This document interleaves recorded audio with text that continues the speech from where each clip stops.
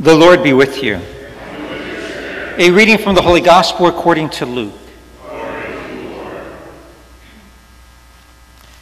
On a Sabbath, Jesus went to dine at the home of one of the leading Pharisees.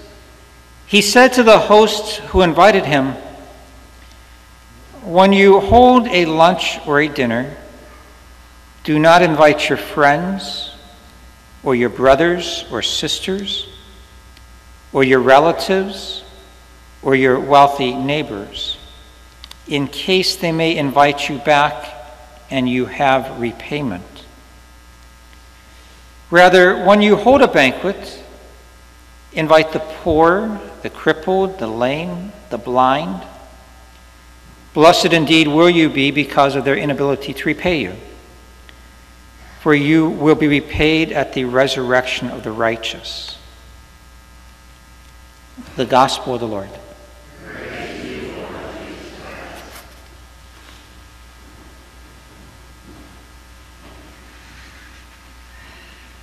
Good question we need to ask ourselves.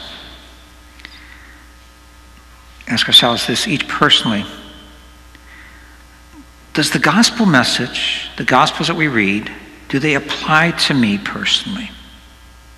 Each of us must ask ourselves that question.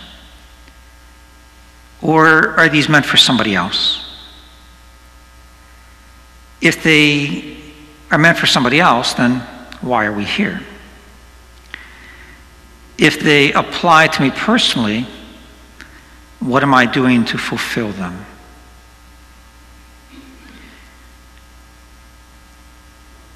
He said to the host who invited him,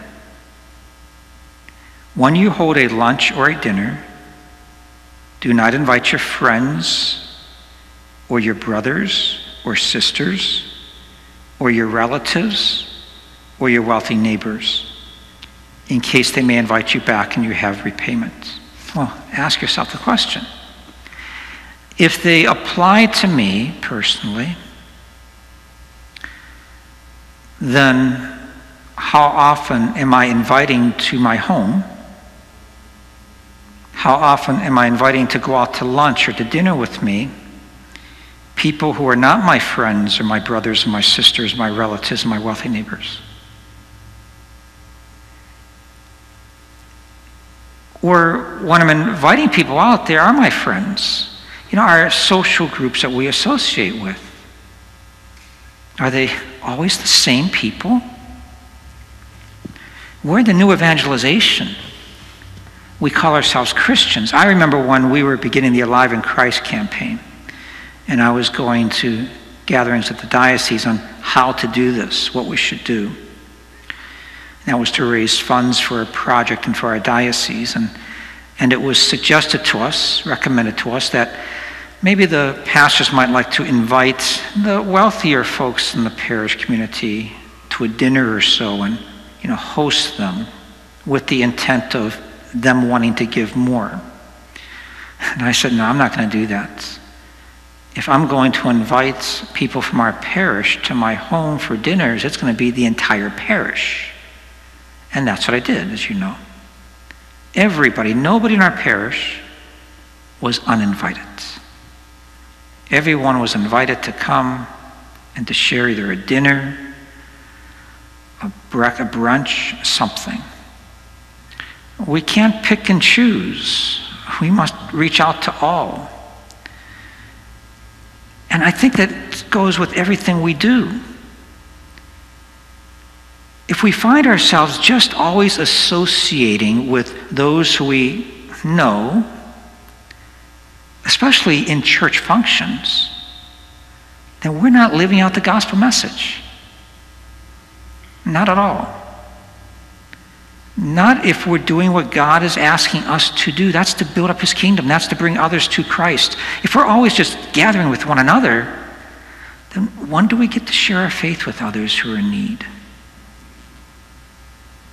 I've shared with you before, I believe, when I was covering for a pastor someplace else years ago for 1 month. I'll never forget walking in that first Sunday into the parish center where they had coffee and donuts, and there were a group of the lay ministers all gathered around a table, and They said, "Oh, Father, come and have a cup of coffee with us." And I walked over with my coffee, my donut, and says, "Yeah, every Sunday we gather here together." And I said, "So you gather in the hall here together?" And, "Oh yeah, and I said to them, "And you sit at this table together?" "Oh yeah, we always sit at this table." And I was just leading them down the trap. And I said, so it's always this group right here, the lay ministers that serve the church, you always gather at this table and share stories with one another. "Oh yes, Father, every Sunday." And I said, "Well, what about that man sitting at that table? Whoever goes over and sits with him, and what about that person sitting over there, and that couple over there? Whoever goes out to them. And since you don't do it, I think I'll go and do that this morning." That's the challenge to us all. We're getting ready to, go into all kinds of small faith groups sharings.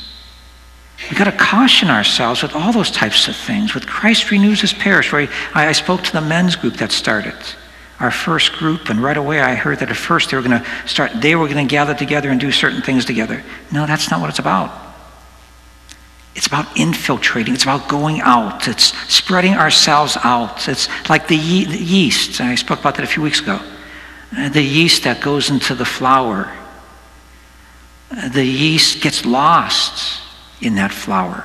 But because it goes out into it, it begins to rise. If we keep our yeast, our faith, in this small little group, then we're not growing.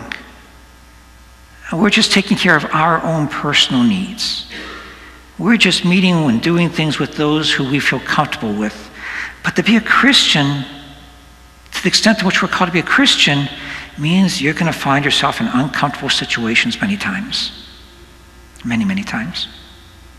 Because that means you're going to have to be with people and share with them the teachings of our faith. We can't keep this great mystery to ourselves. We must begin to go out, and that's what Jesus is speaking about. He just can't invite the same people. Think about it. Ever do that at Christmas time? Getting ready for Christmas cards to be sent out? Well, let's see. They didn't send me a card last year. Check, they're off my list. I didn't get one from them. Check, they're off my list. Is that what it's about?